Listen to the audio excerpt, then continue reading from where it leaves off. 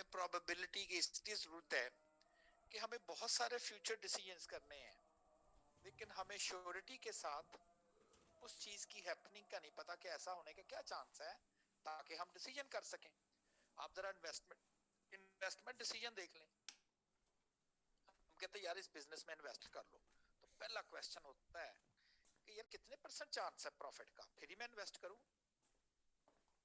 तुम फलां जगह जॉब के लिए अप्लाई कर दो, क्या चांस है यार यहाँ अब नौकरी मिल जाएगी। इस तरह की कुछ चीजें करके और फिर आप एक्चुअली डिसीजन करते हो कि हाँ हमें ये काम करना चाहिए या नहीं। तो फॉर डिसीजन मेकिंग, जहां पर हमें किसी चीज की श्योरिटी नहीं है, सर्टेनिटी नहीं है कि व्हाट विल हैपन, और वहां पर हम प्रोबेबिलिटी से डील करते हैं। आई नो कि आपको इस चीज का आइडिया है कि मैंने कल आपको क्वेश्चन दिया था, बिल्कुल मैं आपसे डिस्कस करता हूं और शायद उसका प्रॉपर वे भी आपसे डिस्कस करता हूं कि what should be the proper way. लेकिन उससे पहले मैं थोड़ा रिवाइज कर दूं।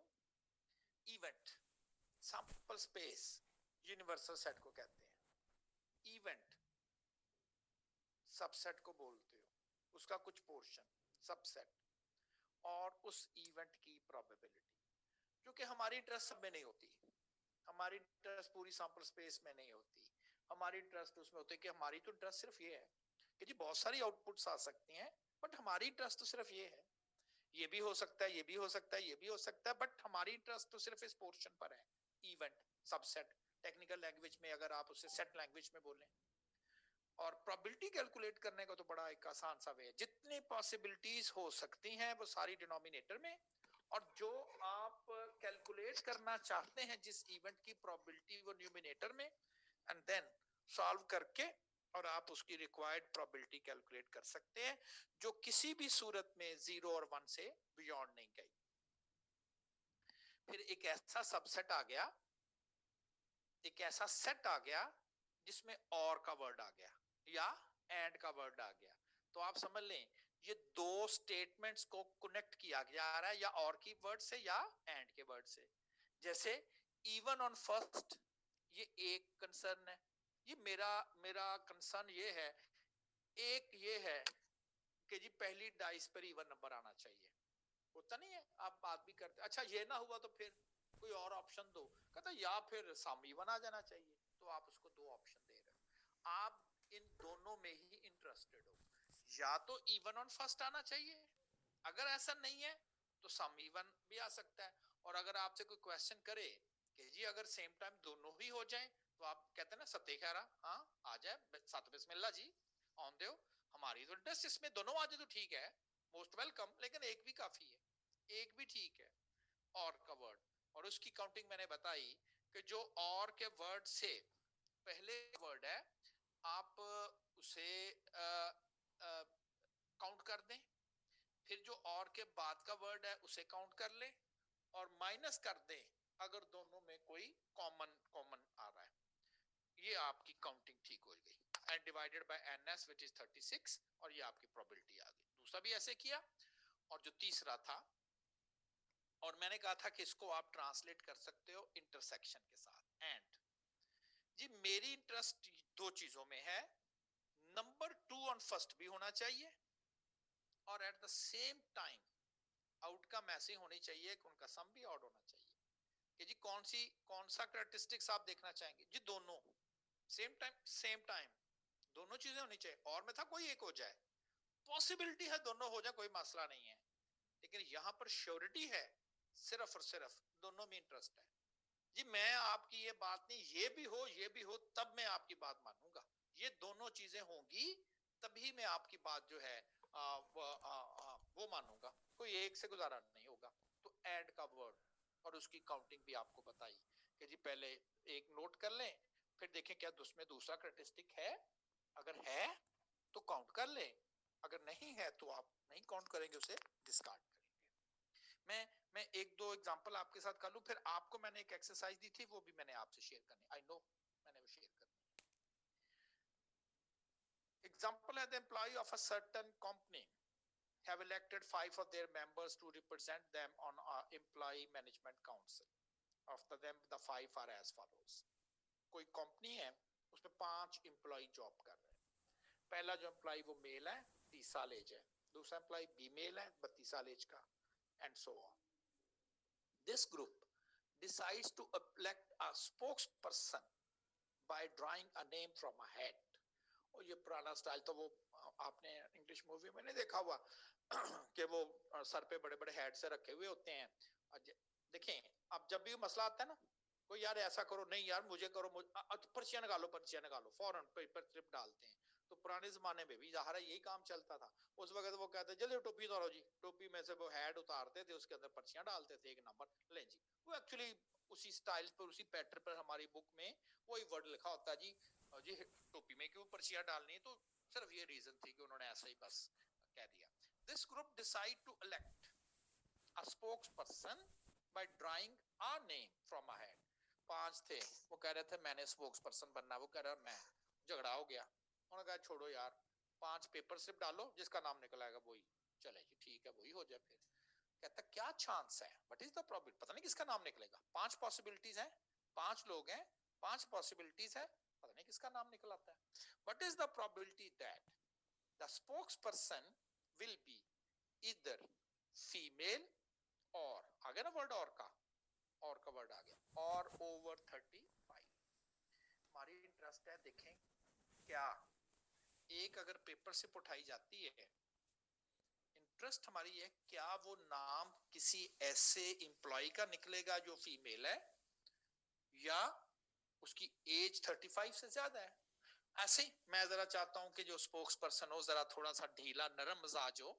हम चाहते हैं कि हमारी कंपनी को अच्छी थे, तो वो उनके ख्याल में जो फीमेल्स हैं वो जरा नरम मिजाज होती हैं, और नहीं तो जरा थोड़ा सा सीनियर एम्प्लॉय सिलेक्ट हो जाए ताकि वो हमारी कंपनी को बेटर वे से ले. जूनियर जरा थोड़े से गर्म मिजाज होते हैं, ऐसे कह लें, लड़ाकू से होते हैं, ऐसे जाके इमोशनल हो जाते हैं. तो हमारी डिस्कशन में या तो फीमेल हो जाए, नहीं तो फिर एज उसकी जो है वो अबव 35 हो जाए. 2 कंसर्न हो गए ना हमारे, 2 कंसर्न हो गए.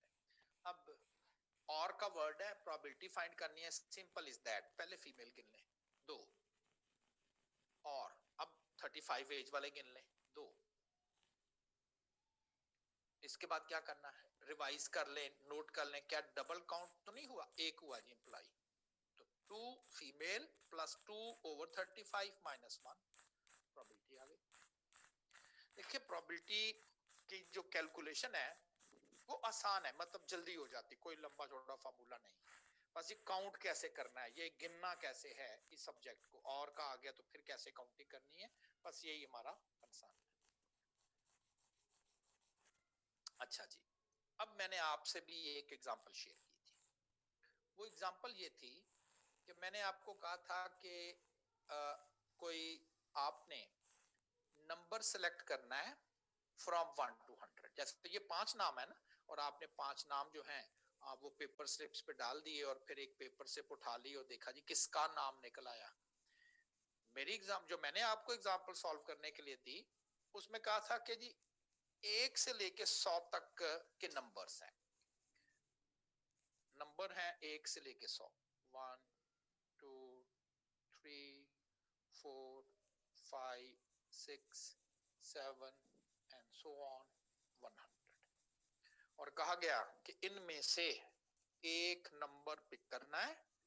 क्या चांस है, क्या प्रोबेबिलिटी है कि वो जो नंबर होगा वो 3 और 5, या वो 3 का डिविजिबल होगा, या वो 5 का डिविजिबल होगा. चांस तो है. कितना देखे ना आपने, हाँ जी हो सकता है. क्वेश्चन नेक्स्ट आ गया, कितने परसेंट चांस है ये हो सकता है. ये कैसे कैलकुलेट करना, तो ये प्रोबेबिलिटी है कि आप किसी अननोन हैपनिंग की प्रोबेबिलिटी कैलकुलेट करते रहे. चांस कैलकुलेट करते हैं, पता नहीं बहुत ज्यादा है बहुत कम है, ये तो न्यूमेरिक कैलकुलेट करेंगे तो पता चलेगा. तो ये क्वेश्चन था. इस क्वेश्चन के अकॉर्डिंगली आपको पहले ये काउंट करने हैं कि टोटल 1 से 100 तक कितने नंबर ऐसे हैं जो 3 पे डिविजिबल हैं, जो 3 के ऊपर पूरा पूरा तकसीम हो जाते हैं. ऐसे ही है ना, जो 3 के ऊपर पूरा पूरा तकसीम हो जाए वो 3 के डिविजिबल कहलाएंगे. अब अगर मैं देखते हैं कि आई होप कि आप लोगों ने इसको किया होगा. मेरा ख्याल है अगर मैं इसका आंसर लिखूं तो 33 नंबर ऐसे बनते हैं जो कि 3 का डिविजिबल है। पास। अब जरा 5 के डिविजिबल जो हैं वो नोट कर लेते हैं। 20 नंबर ऐसे हैं जो 5 का डिविजिबल है। माइनस, अब आपने नोट करना है कि कितने नंबर ऐसे हैं जो कि दोनों के डिविजिबल है, और वो है 6। ये डबल काउंट में आया and divided by 100। 47 by 100 is the answer.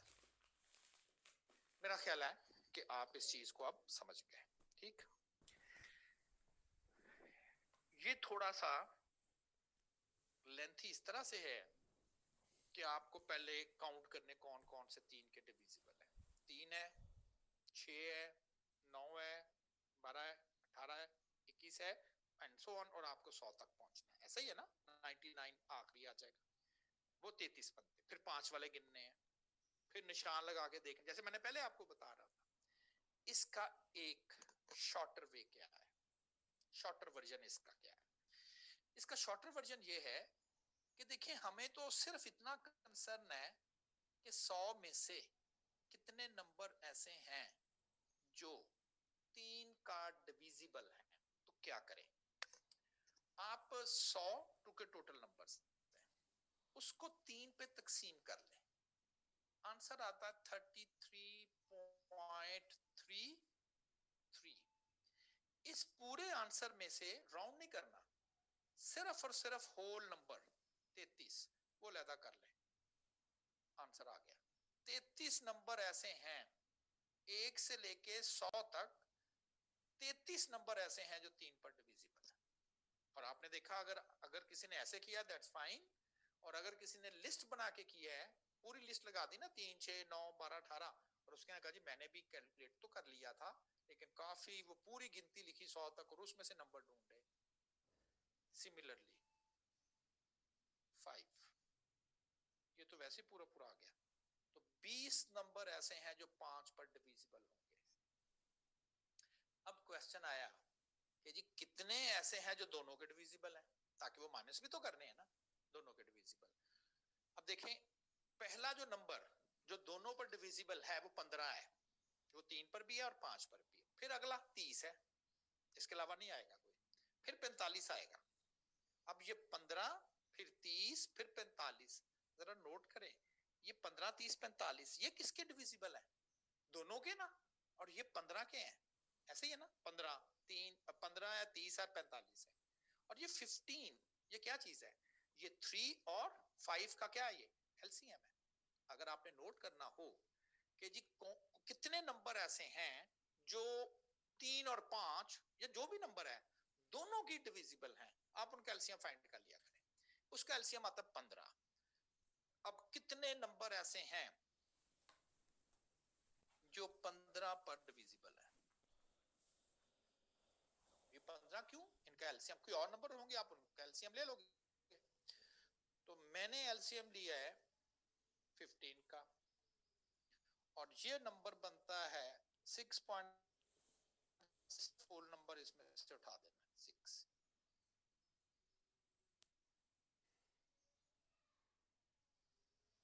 और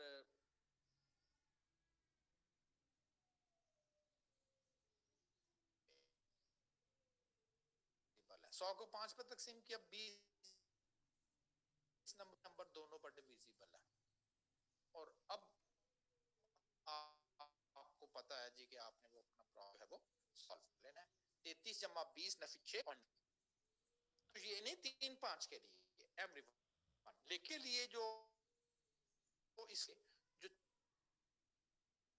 chat number must start with 1 start.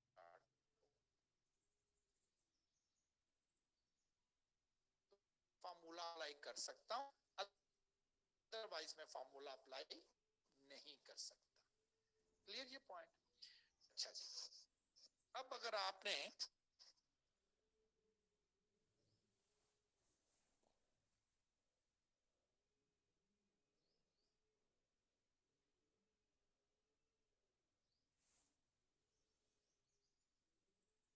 6 number ऐसे हैं जो दोनों पर ही डिविजिबल है, क्लियर, और डिवाइडेड बाय 100 और अपना प्रॉब्लम सॉल्व कर लें 47/100 जी। इस टेक्निक या इस क्वेश्चन के मतलब आपने अगर कोई क्वेश्चन पूछना है तो आप मुझसे पूछेंगे। Anyone has a question? एक तो यही था पूरी लिस्ट लगाएं, एक एक नंबर ढूंढते रहें, और एक जरा मैंने थोड़ा सा डायरेक्ट वे कह दें, शॉर्टर वे कह दें कि डायरेक्टली जी आपको तो नंबरों से कंसर्न है, ये तो नहीं कौन कौन है। अगर कौन कौन की बात है तो फिर तो 3 लिखना पड़ेगा, 6 9 12 ऐसे करके, लेकिन हमारी इंटरेस्ट तो सिर्फ ये है कौन कौन है, दैट्स ऑल, किया जा सकता है। ठीक है जी। अच्छा, अब मैंने एक और पार्ट भी दिया था आपको और कहा था अ 2 डिजिट नंबर। अब मेरा ख्याल है कुछ लोग कंफ्यूज हो गए होंगे कि जी आपने बताया नहीं एक नंबर जो सिलेक्ट करना वो कितने में से करना है। बता तो रहा हूं 2 डिजिट का नंबर है तो 1 से स्टार्ट, 1 2 3 ये तो है ही सिंगल डिजिट नंबर, नंबर तो 2 डिजिट का लें तो 10। तो पहला जो 2 डिजिट का नंबर है वो 10 है, फिर 11 है, फिर 12, 14, अब 9।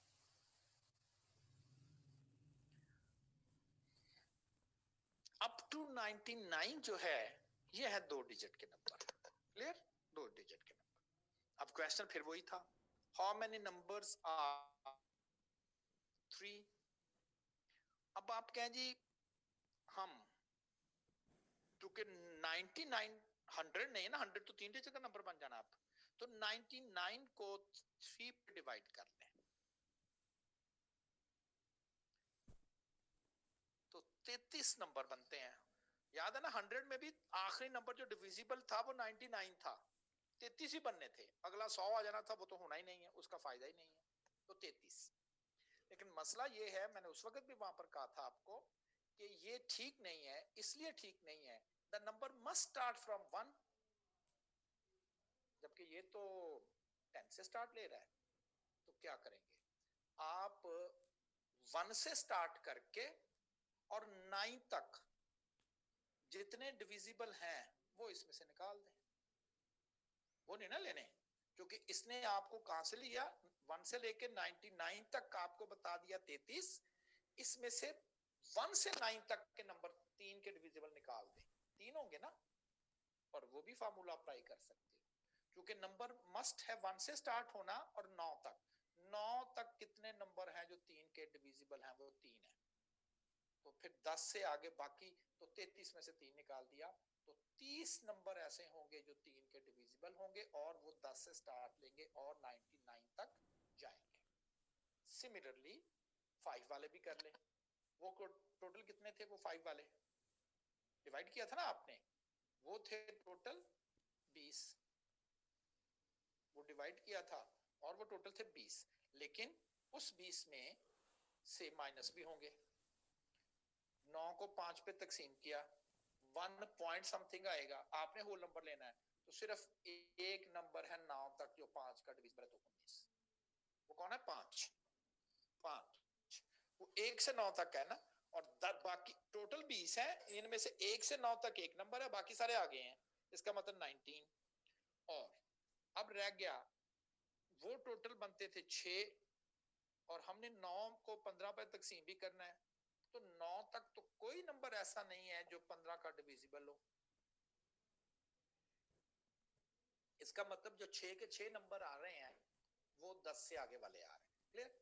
तो अब हमारा जो कैलकुलेशन होगी वो होगी 30 plus 19 minus 6 and whole divided by, अब टोटल है नंबर 10 से 99 तक, 10 से लेके और 99 तक, तो इसका मतलब है 99 में से 9 निकाल दिए, बाकी 90 रह गए, एनएस 90 नंबर है ना टोटल, 10 से लेके 99 तक टोटल 90 डिजिट्स हैं, और 1 से लेके 9 तक वो 9 और तो 9 इसमें डाल दे 99 बन गया।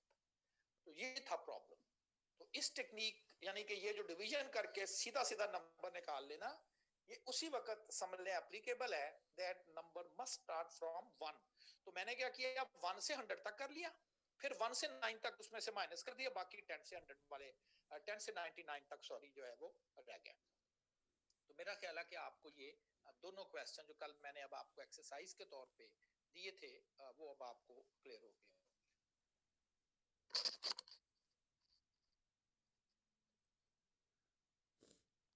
जी। सर इसमें जो 100 है वो तो 3 डिजिट आ जाता है। 100 तो मैंने लिया ही नहीं ना, मैंने 99 तक लिया, मैंने 99 तक लिया ना सर। फिर तो 18 नहीं बनेंगे 5 के डिविजिबल। टोटल कितने 5 के डिविजिबल? सर एक तो 5 सॉरी निकल गया। हाँ ठीक है, हाँ ठीक है, एक तो 100 भी निकलेगा। 100 निकल गया, ट्रू, वो मैंने रॉन्ग किया है, बिल्कुल सही है। सॉरी भाई, बिल्कुल आपके फेलो ने मुझे सही आइडेंटिफाई किया है कि वो एक्चुअली 99 तक चूंकि नंबर है 99 तक और 5 पे तकसीम करेंगे, और ये 20 तो उस वक्त होना था ना जब 100 भी होता है, तो ये 19 बनने हैं, बिल्कुल सही है जी, 19 बनने हैं, और 19 में से भी एक निकल जाना चूंकि वो 9 से पहले, तो ये 18 रह गया, बिल्कुल सही है जी। That's all. सही है, बिल्कुल सही है जी। कोई और प्रॉब्लम हो तो आप मुझसे करें डिस्कस। देखिए, अगर मुझसे कोई पूछे ना कि मैथ स्टैट सर क्यों पढ़ते हैं, बाकी चीजें तो बता ही रहा हूं ना कि जी ये इसका मसला, ये प्रॉब्लम है, ये व्हाटसोएवर, एक सिंपल मैं आंसर दे तो लोग फिर हंसते भी हैं, जब मैं उनको समझाता हूं तो फिर चुप हो जाते हैं कि ये मैं जो सर्फ एक्सेल करता है, इसलिए आपको मैथ पढ़ाना कि आप सर्फ एक्सेल है, सर्फ एक्सेल की तरह काम करना है। सर्फ एक्सेल कपड़ों के स्टेन साफ करता है, दाग धब्बे साफ करता है, वॉश कर देता है और कपड़े अच्छे लगते हैं, ठीक है ना। ये आपके ब्रेन के स्टेन साफ करता है, जो खुद ज़ेन होते हैं, धब्बे लग चुके होते हैं खुद ज़ेनी के, तो बादाम खाने से कहते हैं जी दिमाग तेज होता, कभी भी नहीं होता। मेरा गारंटी है कि आपने ये सब्जेक्ट एनरोल कराया है, खाएं 10 किलो बादाम, अगर पास हो गए तो मुझे पकड़ लेना, पढ़ना नहीं है, बस बादाम ही खाने रोजाना। मैं इधर दूं आपको जी, जे आपने 6 क्वेश्चन करने, आपने 12 बादाम खा लेने घर जाकर, मैं देखूंगा कैसे पास हो। 6 क्वेश्चन है, 6 क्वेश्चन कर ले बादामों से, बहुत बेहतर है। लॉजिकल डेवलपमेंट, आहिस्ता आहिस्ता अगर आप सोचेंगे तो इस दिमाग की एक्सरसाइज ये है, सोचना के जो खुलिए हैं आपके थॉट वाले, उनको आप एक्सरसाइज करवाओगे, उतना ही वो शार्प हो जाएंगे और सोचने के काबिल हो। ठीक, तो ये समझ लें अगर कोई चीज ना समझ आए तो यकीन करें आप ये बस मैथ करें, आपका दिमाग वैसे तेज हो जाएगा, ऐसे तेज हो जाएगा। मुझे भी ऐसे ही, हाल दो मैं मैथ स्टैट्स का मतलब मेरा सब्जेक्ट है, लेकिन मैं बहुत दफा जब घर में भी बैठा हुआ हूँ तो पहले ये छोटे छोटे पजल समझ लें जिसमें मैथ इन्वॉल्व हो, थोड़ी सी इंटेलिजेंस इन्वॉल्व हो, तो ऐसे मैं जरा नेट पर बैठ के उनको देखता रहता हूँ, ताकि अपनी मेंटल एक्सरसाइज फ्रेश रहूं, ऐसा कह लेना। तो आपकी तो ये रिक्वायरमेंट है, आपकी तो ये जरूरत है। तो होप सो कि जो मैं मैसेज कन्वे करना चाहता था एंड और के वर्ड से वो मैंने कर लिया। अब भी मैं आपको एक समझा आपकी होगी नेक्स्ट एक्सरसाइज, आपको खुद करनी है, बस मैं डेटा मैंने समझाना है, बाकी मैं आपको कोई गाइड नहीं करूंगा नीचे क्या लिखा हुआ है। कल नेक्स्ट फिर क्लास में आप 100 क्वेश्चन सॉल्व करने से बेहतर है एक समझ लें, समझ के कर लें। तो मैं आपको सिर्फ डेटा समझा रहा हूँ। डेटा क्या है? If a student is selected at random, random का मतलब होता है देखे बगैर, कोई पता नहीं किसने आना है, then find the probability that, data कुछ दिया गया है जिसमें स्टूडेंट की एज वगैरह थी और उनके वेट थे। 10 से 20 साल की एज के कुछ स्टूडेंट थे, और वो कितने थे स्टूडेंट 10 से 20? वो थे 20। आप कहें जी उनकी वेट कितना था? वेट उनका 50 से 60 केजी है, यानी कि ये दो साइड पे ग्रुप्स बने हुए हैं। पहले पढ़ा था ना जिसमें हम सिर्फ एक साइड के ग्रुप थे, हाइट जी 86 से लेके 90 cm, 91 से लेके 200 cm एंड सो ऑन, तो वन साइडेड ग्रुप थे। ये दोनों साइड पर ग्रुप बने हुए हैं। और अक्सर हमें देखने में मिलते हैं जी, ये एज, ये सारे स्टूडेंट 10 से 20 साल एज के हैं, 85 हैं जो 10 से 20 साल एज, उनमें से 20 साल इस ग्रुप में, वेट ग्रुप में 30 इसमें और 35 इसमें आ रहे हैं। और इसी तरह से 21 से 25 साल वाले, और हर वेट ग्रुप में कितने कितने आ रहे हैं। तो 4 मेरे पास एज ग्रुप है, 10 से 20, 21 से 25, 25 से 30 ऐसे, और 3 मेरे पास वेट ग्रुप भी है। और इनमें पूरे क्लास को मैंने सेगमेंट करके फ्रीक्वेंसी टेबल कह दें, इसे हम कहते हैं बाइवेरिएट फ्रीक्वेंसी टेबल। आपने पढ़ा था ना फ्रीक्वेंसी टेबल, जिसमें सिर्फ एक था हाइट या नंबर ऑफ चिल्ड्रन ऐसे करके, ये दो, इसे कहते हैं bivariate, age wise as well as the weight wise categories बनी हुई। 400 स्टूडेंट का डेटा सेट कहता है, उनमें से एक स्टूडेंट सिलेक्ट कर, पता नहीं कौन आए, पता नहीं उसका एज क्या होगी, उसका वेट क्या होगा, आई डोंट नो। अब वो आपसे पूछा, बताएं क्या चांस है कि जो आप स्टूडेंट सिलेक्ट करेंगे उसकी जो एज होगी वो या तो कम होगी, लेस देन, या वो 30 के बराबर होगी, 30 साल का वो स्टूडेंट होगा, 30 साल या उससे कम वाला ही स्टूडेंट सिलेक्ट होगा। वेट से कोई कंसर्न नहीं है भाई, जिस चीज का जिक्र नहीं है वो कह रहा मुझे वेट छोड़ो, सिर्फ इतना बताओ कि अगर मैं इस क्लास से एक स्टूडेंट सिलेक्ट करूं, क्या चांस है कि उस स्टूडेंट की जो एज होगी वो लेस देन और इक्वल टू 30 इयर्स होगी। वेट का कोई कंसर्न नहीं, मैंने सिर्फ आपको डेटा समझाया है, क्लियर। और आपने इस डेटा को, मैंने डेटा समझा दिया है, आपने इसको सॉल्व करना है। नहीं आपसे होगा, जैसे मैंने आपको देखें, मैं नहीं कह रहा सारी क्लास कर दें, अब जो तो इंटरेस्टेड बच्चे हैं, इंटरेस्टेड स्टूडेंट हैं, समझना चाहते हैं, कहते हैं यार एक्सरसाइज होगी, ये कौन सा मुश्किल, खुद कर लेते हैं। कोई कहेंगे नहीं आएगा, कोई बात नहीं, टीचर ने तो कराई देना, बिल्कुल मैंने तो कल करवाई देना आपको, लेकिन क्या होगा एग्जाम में अगर होगा तो फिर तो नहीं मैंने करवाना ना। तो अच्छी बात नहीं है कि 2%, 4%, 10%, लेकिन आपके लेवल होंगे ना, कोई 10% समझ जाएगा, कोई 20% है, कोई 40% है। तो एक्सरसाइज जो है बेस्ट अंडरस्टैंडिंग होती है, उसमें फायदा ये होता है कि जब आप थोड़ा सा करते हो ना, फिर टीचर से पूछते हो ना, तो टीचर सिर्फ हिंट देता है आपको, कहे हाँ हाँ सर हमने किया था, हमें बस इस चीज का नहीं आइडिया हो रहा था, अब आपने क्लियर कर दिया, वेरी गुड, हमें पक्का हो गया। और कई जो होते हैं वो टीचर पे बैठे रहते हैं, ये वही चीज है जी, हाथ पकड़ के जिधर आप ले जाएंगे हम उधर ही चले जाएंगे, हम तो वो क्या गवाची गांव है, जिधर आप कहेंगे इधर मुड़ो हम उधर चले जाएंगे। तो डिपेंड करता है ना, कोई इंस्ट्रक्शन समझ के पहुंच जाता है, और कोई कहता नहीं जी हाथ पकड़ के ले जाएंगे तो पहुंचेंगे। तो ये आपने, मैंने आपको थोड़ा सा डेटा इंडिकेट किया, लेकिन अगर आप मुझसे नेक्स्ट लेक्चर में पूछेंगे आई विल आंसर इट कि जी क्या था करना। और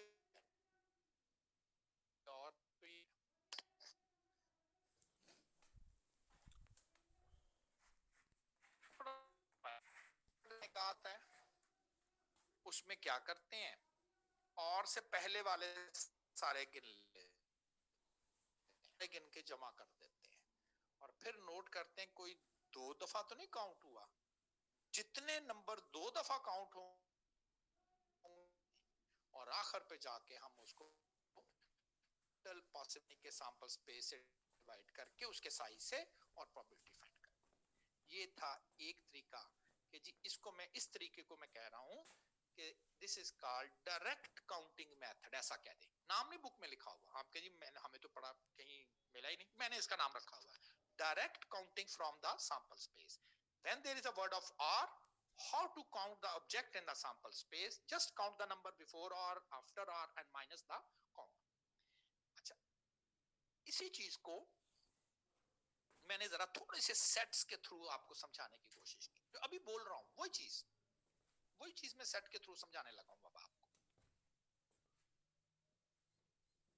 ये समझ लें, आपके पास सैंपल स्पेस है, ये जो बॉक्स बना हुआ, all possible outcomes, sample space, subset event को कहते हैं, और सबसेट इसके अंदर होता है ना सैंपल स्पेस के, यूनिवर्सल सेट में ये 2 सबसेट बनाए मैंने, ये 2 सबसेट है। अब इस 2 सबसेट में से नोट करें कि ये जो पोर्शन है, एलिमेंट समझ, एलिमेंट लिखे नहीं है, एलिमेंट ही होंगे ना सबसेट में, कुछ एलिमेंट्स जो हैं वो कॉमन है, इन्हें हम कहते हैं ये ओवरलैपिंग सेट्स हैं। ओवरलैप कर रहे हैं, इसको कहते हैं डिसजॉइंट, कोई कॉमन नहीं है, ये ओवरलैपिंग सबसेट है। ऐसे सबसेट जिनमें कुछ कॉमन है, दोनों सबसेट ही, लेकिन उनमें कुछ एलिमेंट कॉमन आ जाते हैं अलग, तो उनको हम कह देते हैं कि ये ओवरलैपिंग सबसेट्स हैं या इवेंट्स हैं। और टेक्निकल लैंग्वेज में उन्हें कहा जाता है not mutually exclusive events.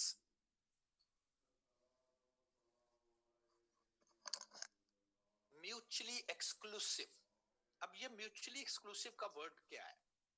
Mutually exclusive का वर्ड है, आप सुनते होंगे एक्सक्लूसिवली और जियो टीवी, सिर्फ जियो टीवी पर और नहीं कहीं, अगर जियो पर आ रहा होगा कहीं और नहीं आ रहा। एक्सक्लूसिवली का मतलब यही है।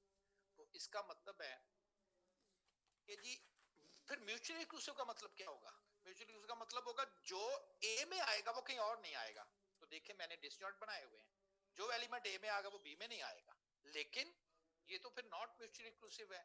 इसका मतलब है कोई एलिमेंट ऐसे हो सकते हैं जो दोनों ही सबसेट में हो, बिल्कुल हो सकते हैं। लाइक मैं आपको कहता हूं कि जी एक सेट है 5 नंबर का, 5 उसमें एलिमेंट्स हैं या 6 हैं, डाइस कह लें, और मैं कहूंगा एक ऐसा सेट बनाएं जिसमें मैक्सिमम नंबर 3 हो। मैक्सिमम नंबर 3 हो तो ये एक सबसेट बन जाएगा, इसका नाम मैंने ए लिख दिया है। 1 2 और 3 क्योंकि मैक्सिमम नंबर 3 है। एक और सबसेट बनाना है, बताएं जी कौन सा बनाना है? जिसमें मिनिमम नंबर 3 हो, छोटे से छोटा नंबर 3 होना चाहिए। ओके, कौन कौन से आएंगे? ये वाले 3 4 5 6 6। देखें दोनों, ये 3 दोनों में ही क्वालिफाई कर रहा है। क्यों? उसमें था मैक्सिमम 3 तो 3 उधर भी होगा। मैंने कहा था मिनिमम 3, वो हम आप कहें जी इधर भी तो आएगा ना, बिल्कुल सही है, इधर भी आएगा। तो ऐसे दो सबसेट जिनमें कुछ ना कुछ एलिमेंट कॉमन आ जाए, उसे हम सेट थ्योरी वाले, रात को ही अपने बेटे को पढ़ा रहा था, क्लास 6 में 7 में है, सेट थ्योरी पढ़ा रहा था, उसमें ये वर्ड था ओवरलैपिंग सेट्स। तो आपके लिए, उस बच्चे के लिए मैं ओवरलैपिंग का वर्ड बोलूंगा और आपके लिए कहूंगा नॉट म्यूचुअली एक्सक्लूसिव इवेंट्स। और अगर उनमें कोई चीज कॉमन नहीं आएगी तो म्यूचुअली एक्सक्लूसिव इवेंट्स। अच्छा फर्ज करें ए एक इवेंट है और सैंपल स्पेस है आपकी पूरी class, sample space all possible elements, पूरी क्लास ए, एक ऐसे बच्चों का सेट जो पास हैं इन मैथ का उनका कोई पेपर हुआ, ग्रुप बना सो, दैट्स ट्रू, सारे भी आ सकते हैं। तो ऐसा सेट, ऐसा सब सेट, छोटा सेट जिसमें सारे बच्चे मैथ में पास, ओके। एक और सबसेट बना है और उनमें वो बच्चे हो जो स्टैट में पास हो।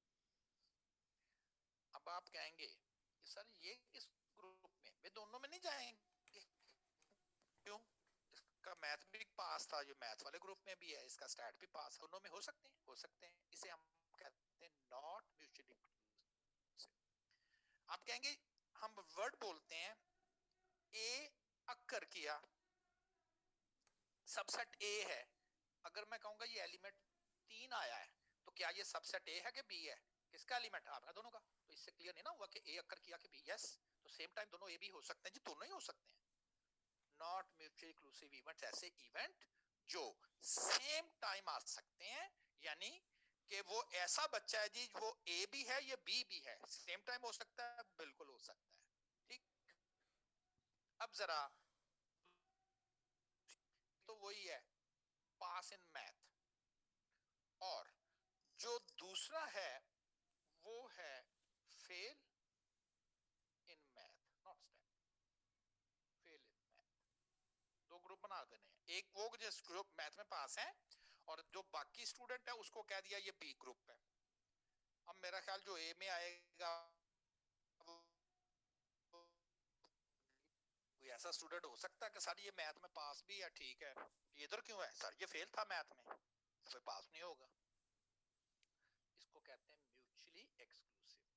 पॉसिबल ही नहीं है कि दोनों इवेंट सेम टाइम हो। अगर वो ए में होगा तो बी में नहीं होगा, बी में होगा तो ए में नहीं होगा। तो मैंने आपको वर्ड क्या समझाए? नॉट म्यूचुअली एक्सक्लूसिव और म्यूचुअली एक्सक्लूसिव के मैंने दो वर्ड्स आपको समझाए। अब बेसिकली मैंने आपको एक थ्योरम की जानिब लेके जाना है। प्रोबेबिलिटी का एक बड़ा ही वेल नोन थ्योरम है, उसको मैंने प्रूफ नहीं करना, मैथमेटिक नहीं प्रूफ करना, सिर्फ law of motion, second law लिख देते हैं ना टीचर, और अगर कहें जी प्रूफ करें या जो भी है तो फिर आप सारे वो स्टेप्स करते हो, लेकिन कहाँ यूज करते हो? According to Newton's law, first law of motion अपने न्यूमेरिकल सॉल्व करते हो। तो मैंने आपको प्रोबेबिलिटी का भी एक लॉ बताना है, ठीक? उसको प्रूफ नहीं करना, लेकिन बाद में उसे यूज करना है अकॉर्डिंग टू एडिशन थ्योरम। मैंने आपको एडिशन थ्योरम ऑफ प्रोबेबिलिटी सिखाना है। अच्छा जी, ये जो लाइन अगर मैं लगा दूं, आपको नजर आ रही होगी, और आपसे ये पूछूं कि ये जो लाइन इस वक्त मैंने लगाई हुई है, ये इसको बताना हो कि क्या ये सेट ए में है या वो सेट बी में है। दोनों में नहीं कह सकते, क्योंकि क्या ये जो लाइन है ये तो